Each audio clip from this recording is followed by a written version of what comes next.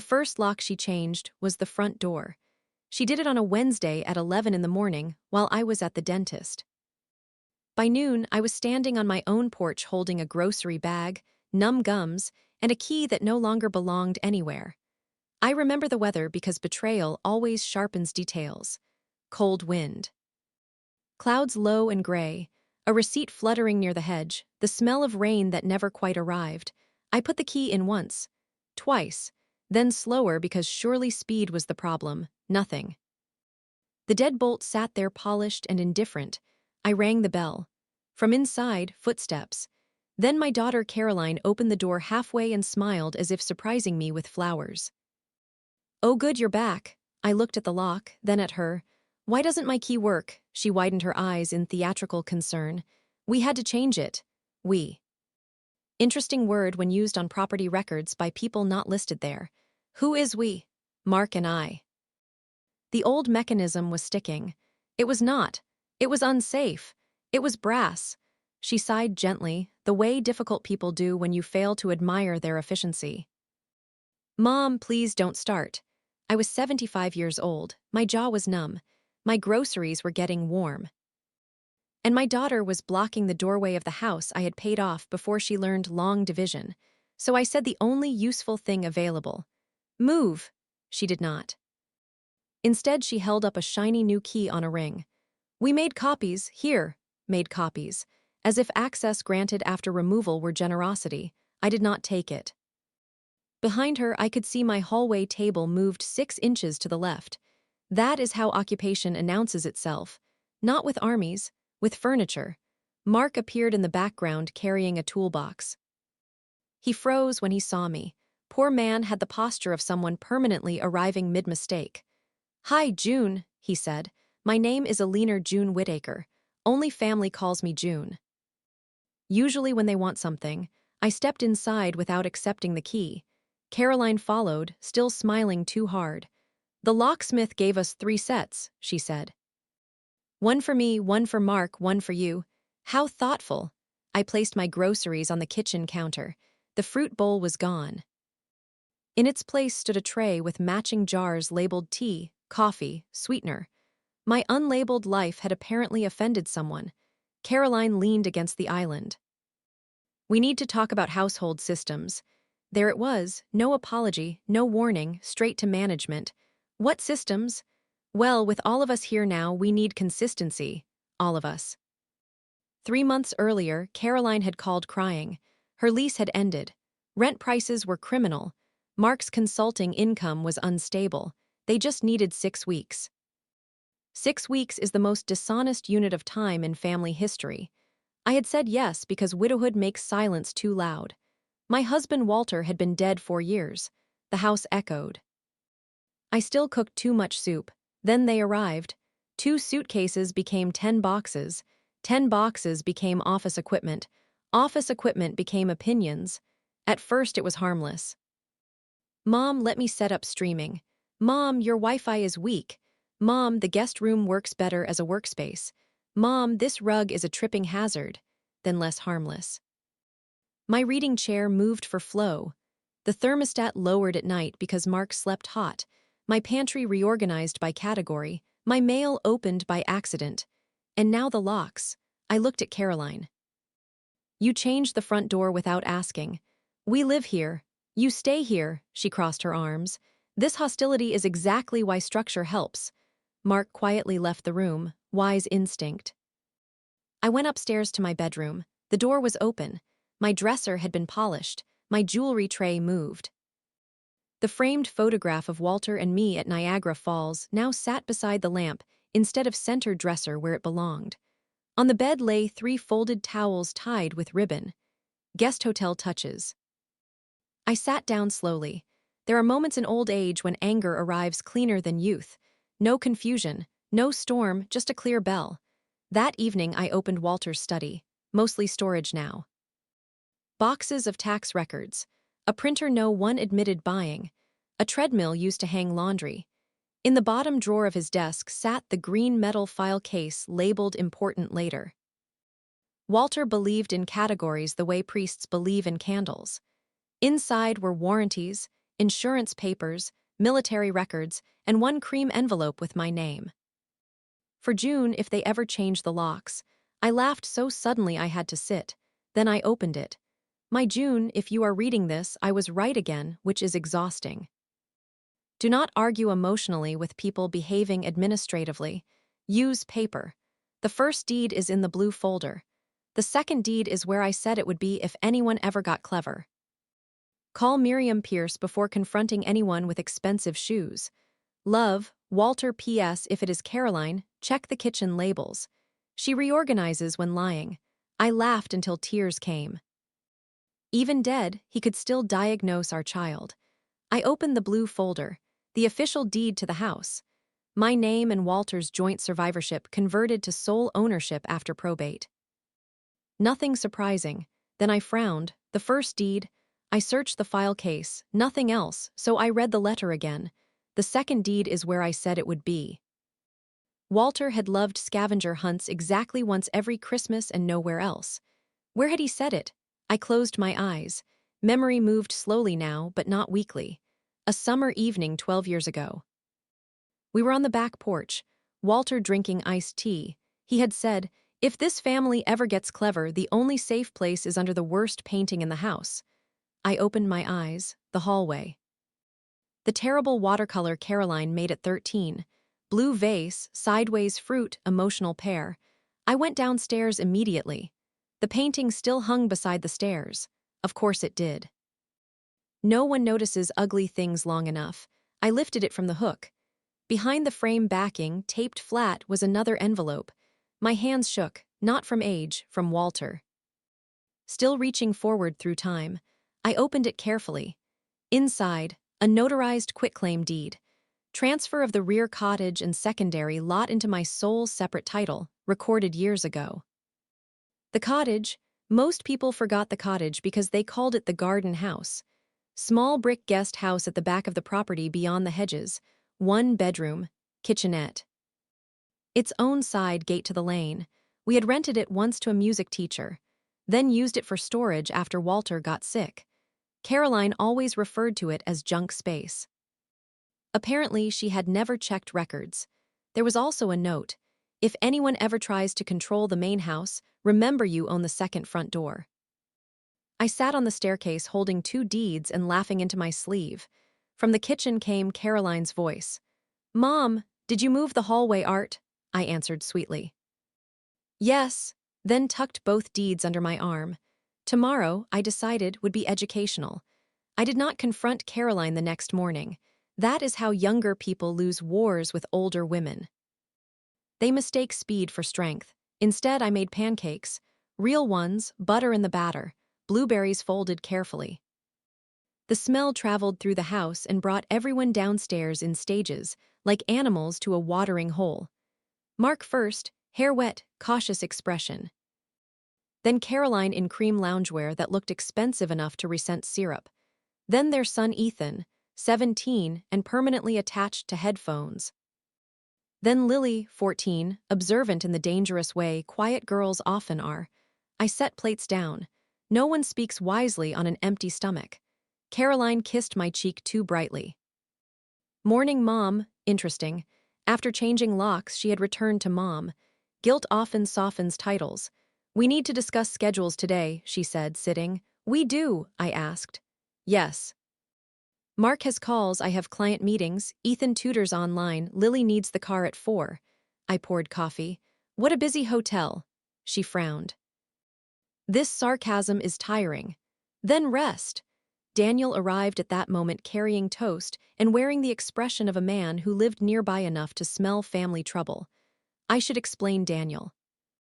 My son, 43, charming, underemployed, intermittently wise. He rented a flat across town and visited whenever food or drama was probable. Today he had correctly predicted both. "Did I miss anything?" he asked. "Only the coup," I said. Caroline glared. "No one staged a coup." "Then why did the locks change?" Mark focused very hard on his pancake. Daniel sat slowly. "Oh," he said. "Excellent opening." Caroline straightened. "The old lock was sticking." "It wasn't," I said. "It was unsafe. It was brass." Daniel nearly choked laughing. She pointed her fork at him. This is serious. Yes, he said. That's why it's funny. After breakfast, I carried dishes calmly to the sink. Then announced, I'm going to the cottage. Caroline looked up. The what? The garden house. Oh, that dump. Interesting. Language, I said. It's full of junk. It is full of possibilities. I walked out before she could ask more. The path to the cottage curved through hedges Walter planted to discourage neighborly curiosity. The little brick place sat behind the vegetable beds with ivy creeping around the side gutter. Dusty windows, solid roof, separate life. I unlocked it with the old brass key from the hook in the shed. Inside smelled of cedar, books, and years left alone. A narrow sofa, small table, kitchenette, bookshelves, 2 lamps under sheets, and Walter's old radio on the counter as if he had just stepped out. I stood in the silence and felt something rare. Excitement, not because I needed to flee my own house, because I suddenly had options. People behave differently around you when they think you have nowhere else to stand. I spent 4 hours opening windows, sweeping floors, and listing what needed doing. Fresh paint. Plumber for the sink. New kettle, groceries, bed linens, nothing impossible. At noon, Miriam Pierce called me back. Walter's old attorney had retired from full practice but still answered for select nonsense. June, she said, how dramatic is it? Lock changed. Tiresome. Second deed discovered. Pause. Then laughter. Oh, Walter, still showing off. I explained. The cottage, the note, the 6-week invasion now entering month 3. Miriam listened without interruption. Finally she said, do you want them out? I want them smaller. She approved that answer. You have leverage, she said. Use it slowly. We arranged lunch for tomorrow. When I returned to the main house at 4, the kitchen had become a war room. Calendars open. Laptops out. Caroline on speakerphone saying phrases like bandwidth and deliverables. My fruit bowl was now holding charging cables. I set down a grocery bag containing cottage cleaning supplies. She muted the call. Where were you? Elsewhere. I needed the car. You have one. Mark has it. Then today you learned planning. She stared at the bag. What is all that? None of your concern, she stood. Mom, if you're moving junk around back there, tell me first. The cottage isn't safe. I smiled. Good thing it's mine. Her face changed slightly, not fear, annoyance mixed with confusion. The property is all one parcel. No, yes, no, she laughed. You don't understand deeds. I nearly pitied her. You would be surprised what I understand. That evening, Lily knocked on my bedroom door. Unlike her mother, she waited to be invited. Come in, she stepped inside holding folded laundry. I did towels, she said. Mom forgot. I accepted them. Thank you, she hesitated. Grandma, yes, are you mad? At whom, she considered. Everyone, I smiled. Not everyone. She sat on the edge of the chair. Mom says you're being stubborn because change scares older people. And what do you think? She looked around my room, at Walter's photograph, at the neatness she had not created. I think she moves stuff when she's nervous, sharp girl. Yes, I said, that is true. She does it at home too. This is home. She gave me a long look, then nodded slowly. Children know truth before adults permit it. Before leaving, she asked, can I see the cottage sometime? Yes. Can I help fix it? Yes. She smiled for the first time. Good ally acquired. The next morning at lunch, Miriam Pierce met me at a cafe downtown.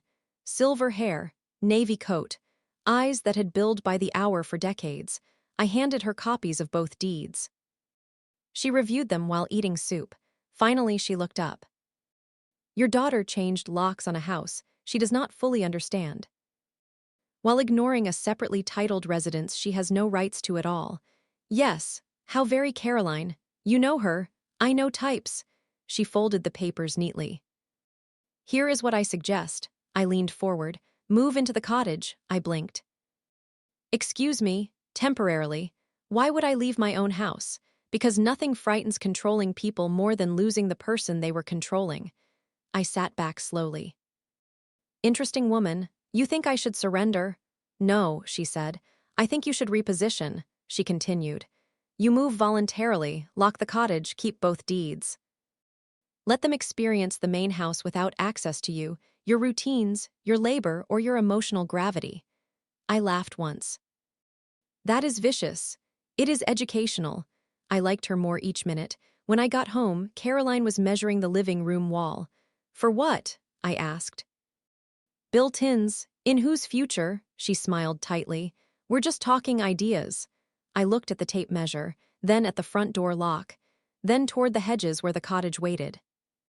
No, I said softly. I think I'll be talking ideas first. I moved into the cottage on Saturday morning, not dramatically. No speeches, no slamming doors. I packed 2 suitcases, 3 boxes, Walter's photograph, my robe, the kettle, and enough dignity to furnish 2 addresses. Caroline watched from the kitchen island while pretending to answer emails. What are you doing? She asked without looking up. Changing rooms, with all that. Yes, she finally glanced over. Mom, stop being strange. Interesting phrase from a woman who installed locks. I'm moving to the cottage for a while, she laughed. The shed, the deeded residence. Mark, standing by the toaster, went still. Good man had instincts when paper was involved. You can't live back there, Caroline said. I can own back there. That place is dusty, then it will suit my mood. She stood. Why would you do this? Because I'd like to see what happens when I stop being the center of your logistics. Daniel, arriving at perfect dramatic timing with a bag of bagels, nearly dropped them. Oh, this is excellent. No one asked you, Caroline snapped. I know, that's why I came. I carried the final box to the path. Lily followed me outside. She held a toolbox. I brought screwdrivers, I turned. Why? You said I could help, useful girl. We spent the afternoon transforming the cottage, fresh sheets, books on shelves, curtains opened. A grocery basket stocked. Mark quietly brought over a better lamp without comment. Daniel carried boxes and stole biscuits. Lily cleaned windows while telling me which family members were lying about what. Children are the finest intelligence network available. By dusk, the cottage glowed. Small, warm, separate. I locked the door from inside and made tea. For the first time in months, no one in the main house knew where I kept anything. No one needed me to find chargers, passwords, receipts, scissors, batteries, glue, umbrellas, stamps, or emotional balance. Silence settled around me like a blessing. At 8:30, my phone rang. Caroline, I let it ring twice. Hello, where are the spare bulbs? In a house recently liberated from dependency. Mom, there it is. Can you just tell me? No, she exhaled sharply. When are you coming back? I have not left. This is childish. No, I said. This is annexation reversal. I slept beautifully. The next morning, I woke to birds and no footsteps overhead. I made coffee and sat outside beneath the fig tree Walter planted badly and I corrected yearly. At 9, frantic knocking. I opened the cottage door to find Mark holding a laundry basket. Do you know where the detergent is? I stared at him. Good morning to you too. He looked embarrassed. Sorry, cupboard above the washer. In the house? Yes, he blinked. Oh, then he laughed for the first time in months. Useful progress. By noon, Caroline stormed down the path in white trainers clearly not meant for gravel. This has gone far enough. What has? This whole stunt, I watered Basil. Do you mean my lawful occupancy of my separate titled dwelling? She stopped. Your what? I set the watering can down. The cottage is separately deeded property. She stared. No, it is. Yes. No, the whole lot is one parcel. That assumption explains your confidence. Her face lost color in stages. You're lying. Always comforting to hear from an expert. She folded her arms. Show me. No, why not? Because curiosity without manners has poor privileges. She stepped closer. If this is true, then why didn't you say anything? Because you changed the locks before asking questions. That landed. Hard. She looked back toward the main house, then at the cottage. Then at me. What does this mean? It means there are 2 front doors on this property, and only one of them currently welcomes me. She sat abruptly on the stone bench outside. For the first time since moving in, she looked young, not youthful, young in the sense of unfinished. I thought, she began. Yes, I said, that was the problem. She was quiet a long while. Then asked softly, "Are you trying to throw us out?" "No," she looked up sharply. "I am trying to see whether you can live anywhere without taking over." That evening, the main house was unusually silent. No television, no stomping, no strategic cupboard noise. At 7, Lily arrived carrying a plate. "Mom burned the chicken." I accepted it. "Tragic. She's freaking out." "Language." She said freaking. I smiled. "Then accurate." Lily sat on the porch step. "Grandma." "Yes. If the cottage is yours, does that mean the house is Mom's someday?" Sharpest question yet. "It means assumptions are expensive." She nodded like someone storing future wisdom. On Monday morning, Mark knocked again, this time with coffee. "Peace offering," he said. "Accepted." He stood awkwardly on the porch. "I didn't know about the second deed." "I know. I didn't know she changed the lock until the locksmith was already there." "I know that too." He looked surprised. "Then why are you nice to me?" I sipped coffee. "Because cowardice and malice are cousins, not twins." He considered that deeply. Then said, "She's talking about refinancing plans." I nearly laughed. "On what authority?" "She says if we all invest in upgrades, everyone wins." There it was again. The fantasy of ownership through enthusiasm. "Thank you for the warning." He nodded, then quietly, "I'm tired, June." "Yes, so am I." He left lighter than he arrived. That afternoon, I visited Miriam again.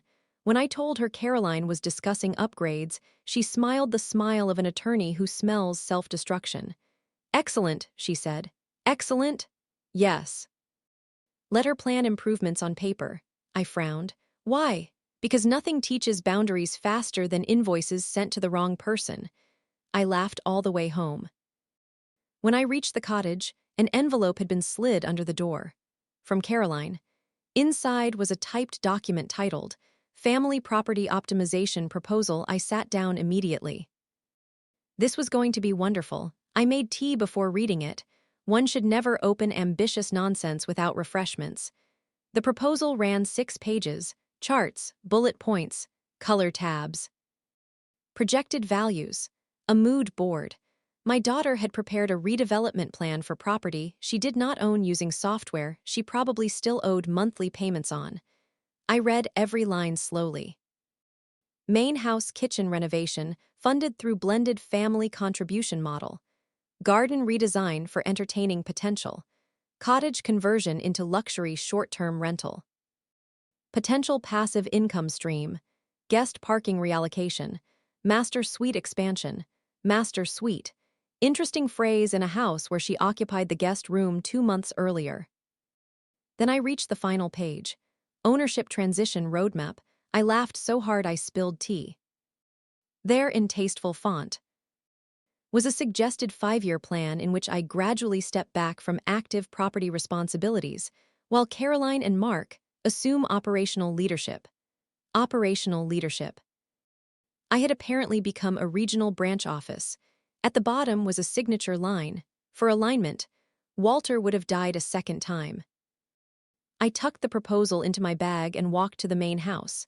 Caroline was in the kitchen arranging tulips aggressively. I placed the packet on the counter. "You forgot to include dragons," I said. She turned. "You read it." "I survived it." Her chin lifted. "It's practical.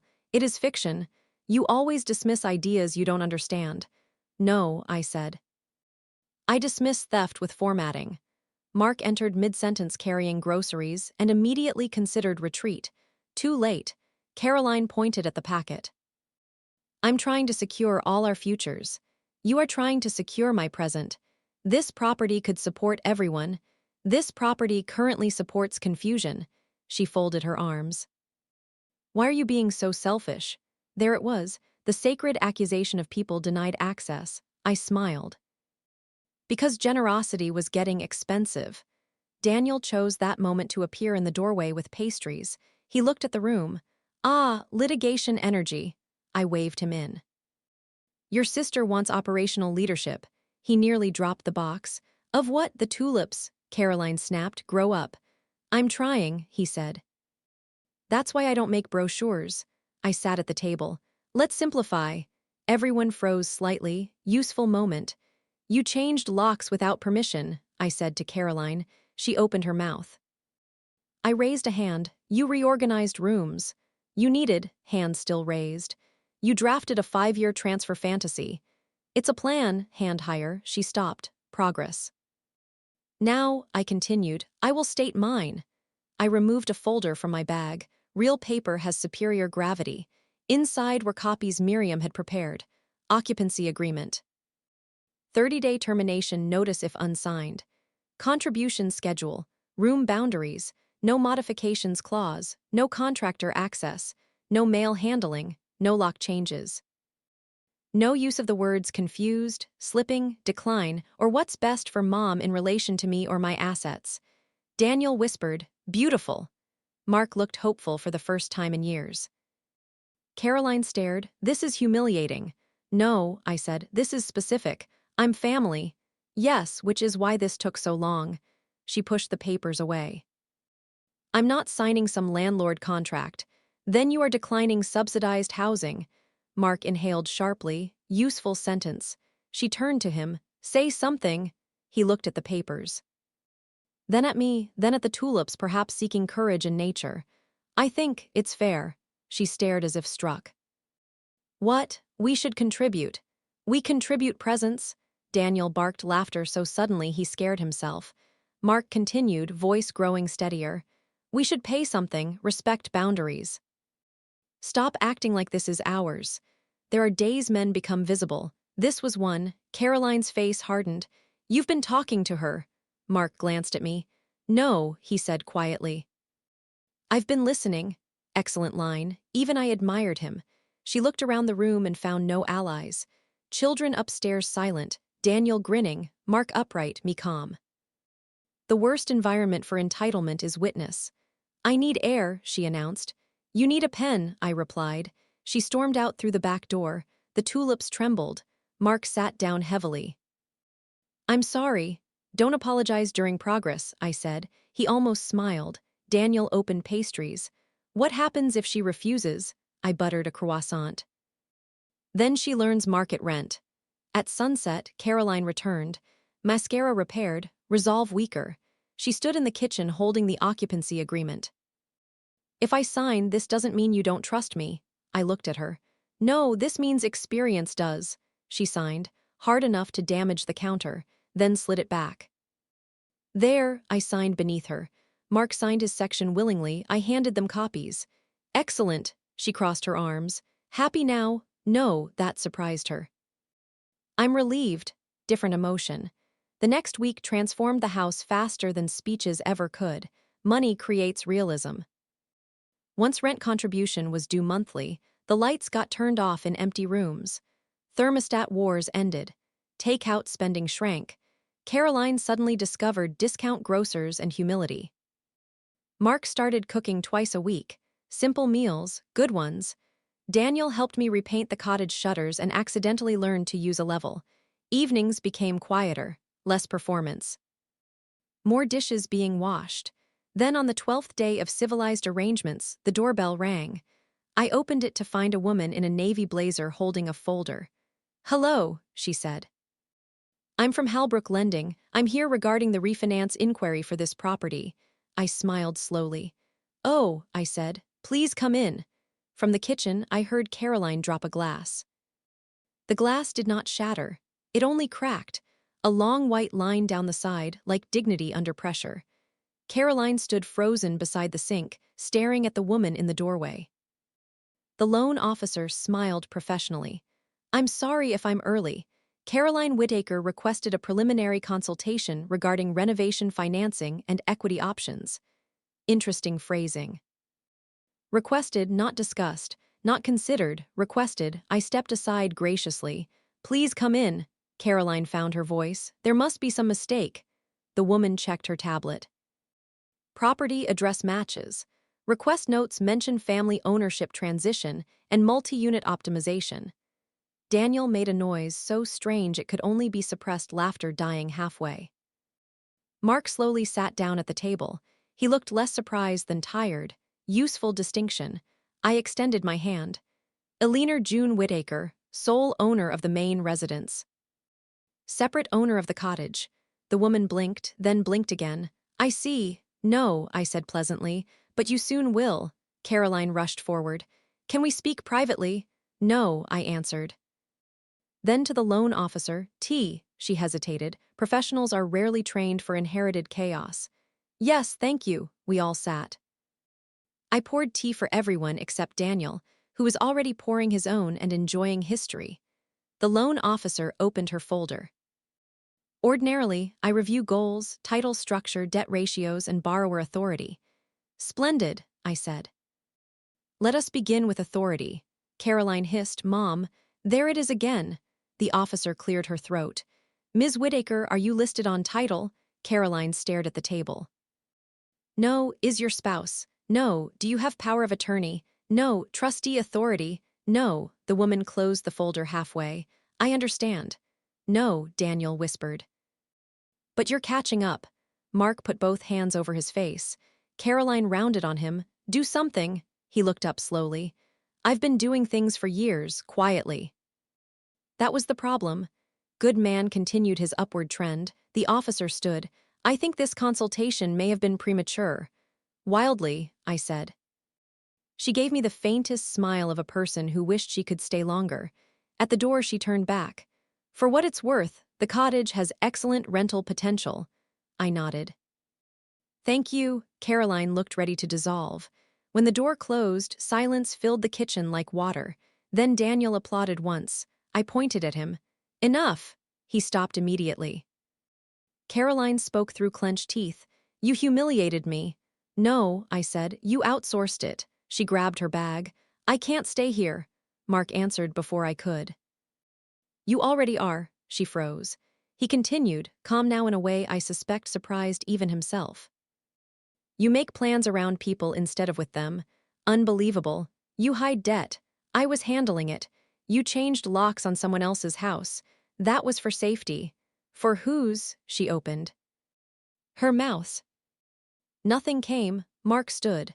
I signed the occupancy agreement because I'm tired of pretending your intentions matter more than your actions. That one struck clean. She began crying. Real tears this time, no audience left to persuade. You're choosing her over me. He shook his head. I'm choosing reality over momentum. Excellent sentence. I made a note to remember it. She ran upstairs, doors opened, closet slammed, suitcase wheels followed. The grandchildren appeared halfway down the stairs like ghosts with phones. Back up, I said. They retreated 2 steps. Good children, Lily asked quietly, is Mom leaving? Temporarily, Daniel said. I glared at him. Cruel. Accurate, he replied. By evening, Caroline had packed 2 cases and left for her friend Nina's apartment with enough speed to imply rehearsal. Mark remained. The children remained. The house exhaled. At dinner, no one mentioned her. We ate roast potatoes, grilled chicken, and the rarest meal of all, one without management. After dishes, Mark found me on the cottage porch. He stood awkwardly holding 2 mugs. One for you, peace offering. Have it now, I accepted. He sat on the step below me. I should have stopped this months ago. Yes, I kept thinking it would settle. No, I hate conflict, I sipped. That is why conflict rented a room. He laughed despite himself. Then grew quiet. She wasn't always like this. No one starts finished, I said. She gets scared and turns controlling. She gets scared and turns imperial. He nodded, fair correction. What should I do? About marriage? Yes, separate truth from loyalty. He looked puzzled. Explain. You can love someone and still refuse their version of events. He sat with that a long while. Then said, Walter used to talk like that. I know, he intimidated me. He loved you, Mark smiled sadly. Both can be true. Inside the main house, I heard Daniel teaching Ethan how to budget using pizza slices. Useful chaos. The next morning, Caroline sent 12 texts before 9. You embarrassed me.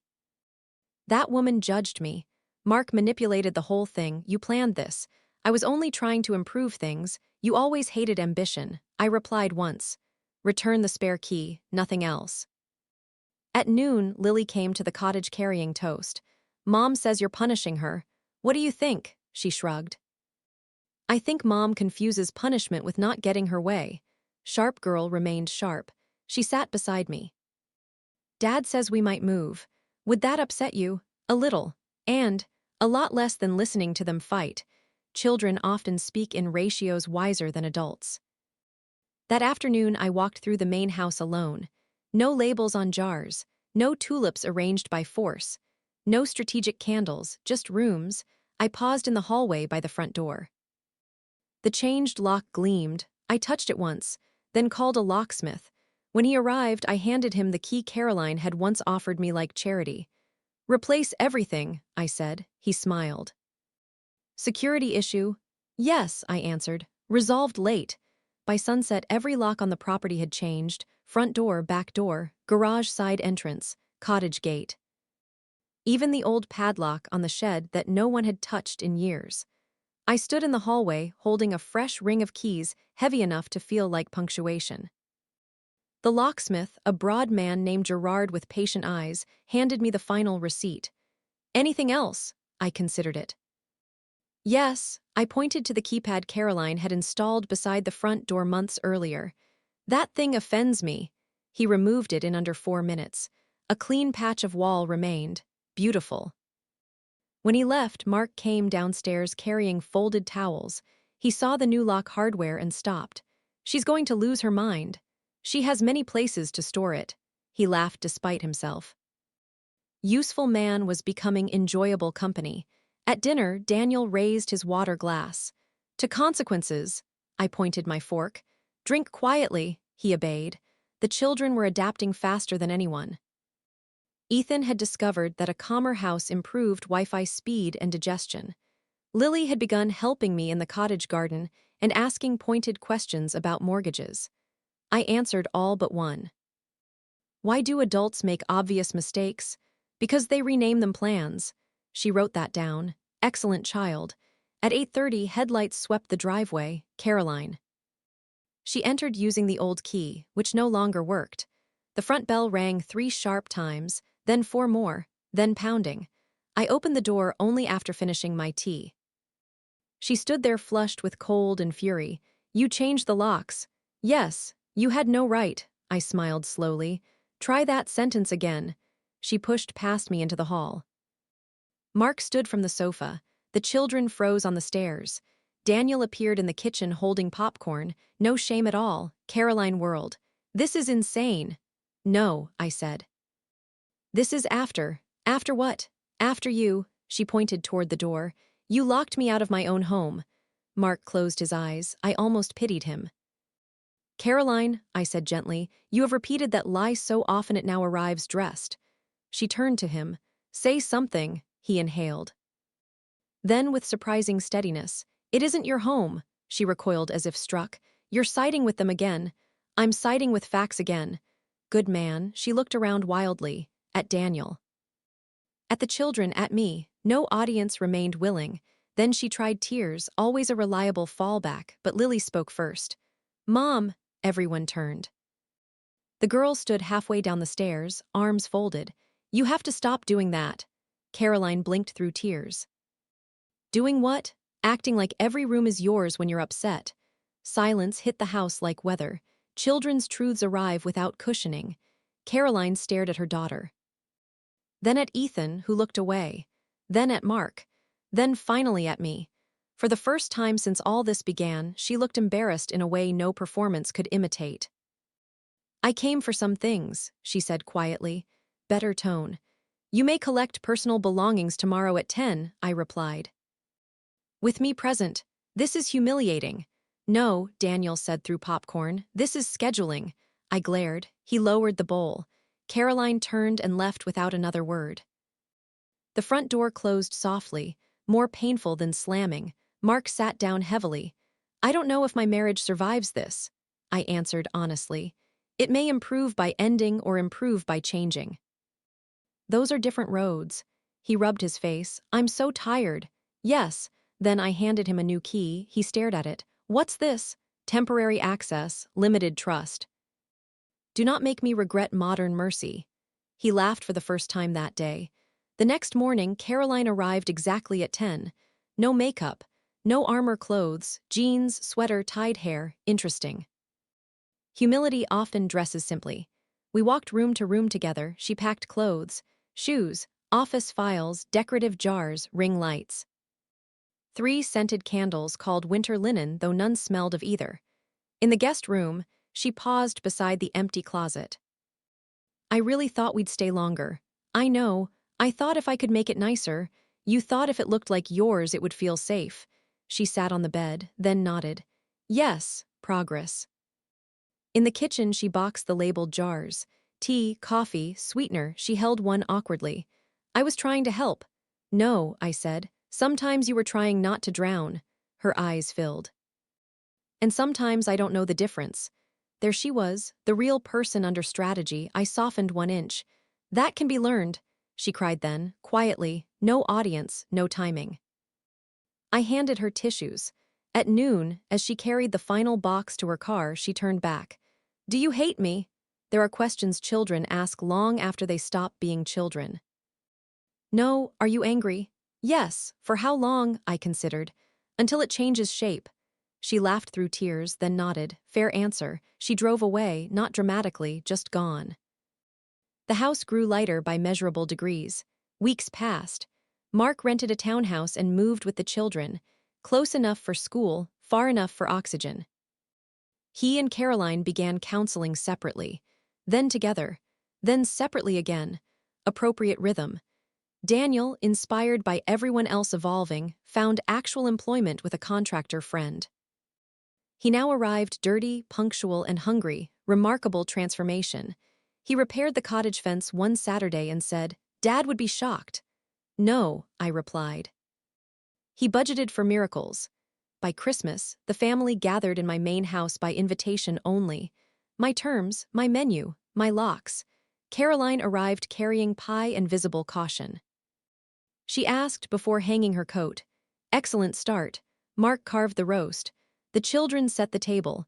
Daniel brought wine he had paid for himself and announced this fact twice. Halfway through dessert, Caroline handed me a small wrapped box. Inside was a brass key hook engraved with one line, Ask first. I laughed until tears came. Then hung it in the hallway beside the door. Years later, when women my age whispered that their children had begun making decisions first and explanations later, I always told them the truth. Love your family, but keep the spare keys.